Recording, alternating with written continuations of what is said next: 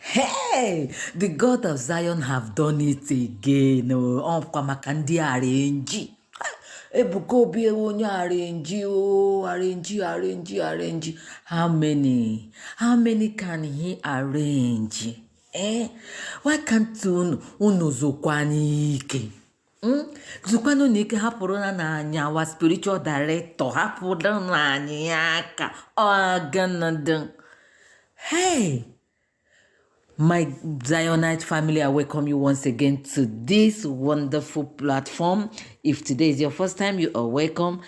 If you are yet to join be a member of this family, why don't you just hit that subscribe button, turn on the notification bell beside it so that you get to see more of our videos each time we upload our video on this platform. This is Honest Gold Media, where we'll bring you happiness from Zion Grand Life and Direct. Evangelist Chukwuebuka has been busted finally. Arrange.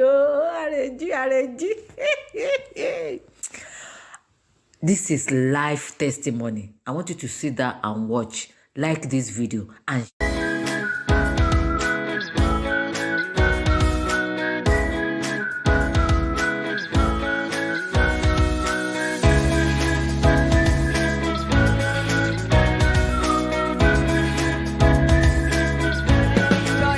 Okay, I'm from Enugu State, and Kano East precisely. I reside in Abuja. I'm here to testify of the goodness of the Lord in my life, of what God of Zion did for me on the 28th day of December 2023.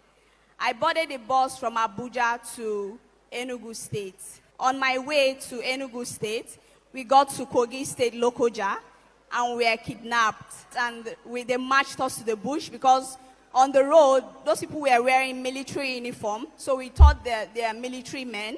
So they mounted a roadblock, unknowing to us that we were kidnappers. So they marched us to the bush and some other people. It happened around 2:30 p.m. on the 28th of December. So they marched us to the bush. We walked for 6 hours before getting to a location where they say we are going to sleep. So when that happened, I have my effective prayer book, I have my Zion hanky, and I have my bangle. So we keep walking, we trekked for hours, we were exhausted. So we got to a place where they claim we're going to sleep that night. It's a mountainous place. I was like, God of Zion, you said upon Mount Zion there shall be deliverance, there shall be holiness, and the people of God shall rejoice. So I said, for my sake, all of us here will come out unharmed. So we stayed there that night, and they collected everybody's phone.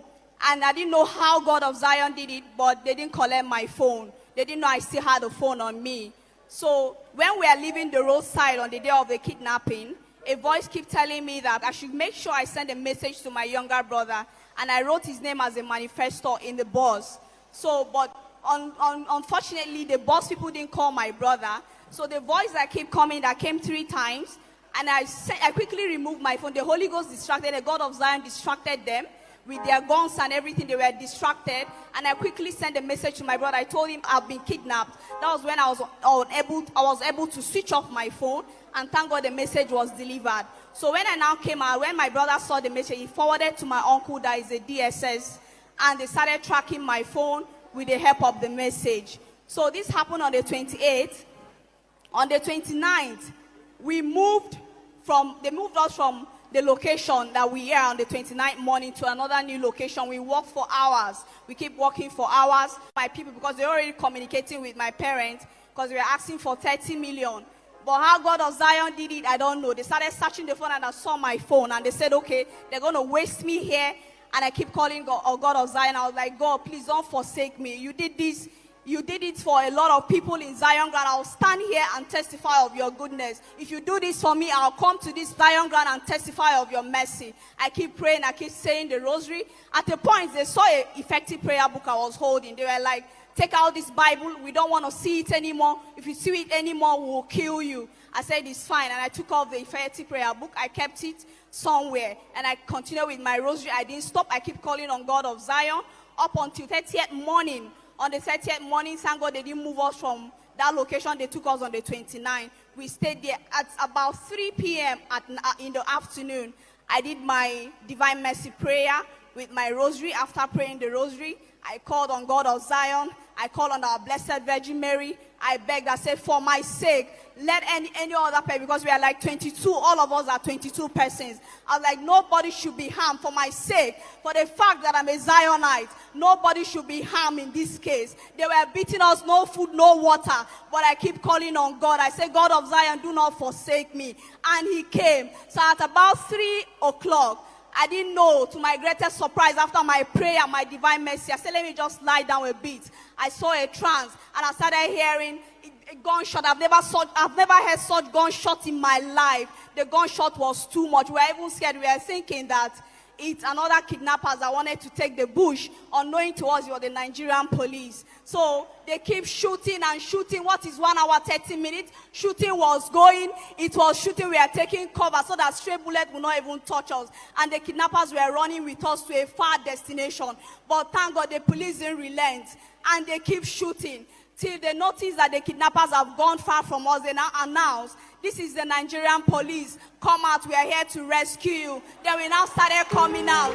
God of Zion did it. We now started coming out.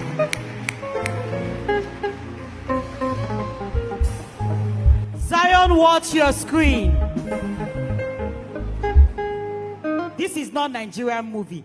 This is a Zionite testifying of how God delivered her from the hands of kidnappers. From the video you can see this testimony is confirmed. For those of you that say this is arranging, how can they arrange this type of kidnapping? Can someone please celebrate this wonder-working God of Zion? Please go crazy for this God of Zion.